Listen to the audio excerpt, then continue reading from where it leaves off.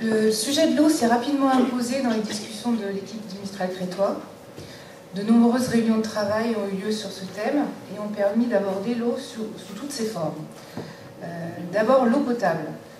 Depuis mars 1987, la commune a confié à la SDEI la mission d'exploiter pour son compte le réseau d'alimentation des Crétois en eau potable et celui de l'assainissement. Il s'agit donc d'une gestion déléguée. De nombreuses communes de France, quelle que soit leur sensibilité politique, ont souhaité changer de solution, constatant que cette gestion déléguée coûtait potentiellement plus cher aux usagers qu'une gestion communale directe et qu'elle n'était pas forcément le gage d'un bon entretien du réseau. Nous avons alors décidé d'aller vers la gestion publique de l'eau et de mettre en place une tarification progressive et non dégressive en fonction du volume consommé. Les premiers mètres cubes d'eau sont essentiels, ils sont donc moins chers que les suivants. L'eau dans la ville est une richesse perdue à faire revivre.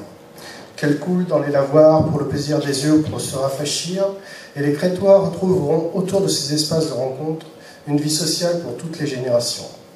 Les enfants, de nouveaux terrains de jeu. Embellir la ville tient à peu de choses, l'essentiel existe déjà. La Drôme est rare, c'est l'une des dernières rivières sauvages d'Europe. Elle contient dans ses eaux et sur ses rives une faune et une flore d'une grande diversité qu'il convient de préserver.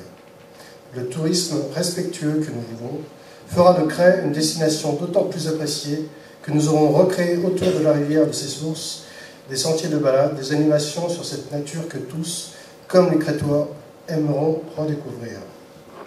Travailler dans cette direction se fera d'autant plus facilement que la politique de Mistral crétois est de co-construire avec tous les acteurs de la ville, du cœur de la vallée, de la CCVD, avec les chasseurs et pêcheurs, les syndicats des eaux, les agriculteurs, l'ONF et toutes les associations de préservation de la nature. Le dernier aspect, c'est pas un aspect le plus amusant, c'est que l'eau, elle est aussi quelquefois source de désordre.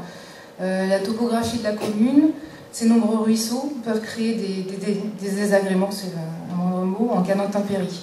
En effet, certains quartiers sont régulièrement concernés par des inondations ou même des coulées de boue. Prendre en compte ces phénomènes et faire en sorte de protéger les populations doit être une réelle priorité de la commune. La cartographie des ruisseaux temporaires, grâce aux enquêtes auprès des habitants, pourrait par exemple être un outil. Le PLU prévoira des secteurs de plantation de haies pour freiner les ruissellements de l'eau et des zones de rétention pour remédier aux problèmes d'imperméabilisation des sols. Cette gestion de l'eau désordre, je dirais, ne peut se faire que dans le cadre d'une réflexion globale qui se fait en amont avec tous les partenaires et les structures existantes sur tout le cours de la rivière, le SAGE, le SMRD et bien sûr l'intercommunalité.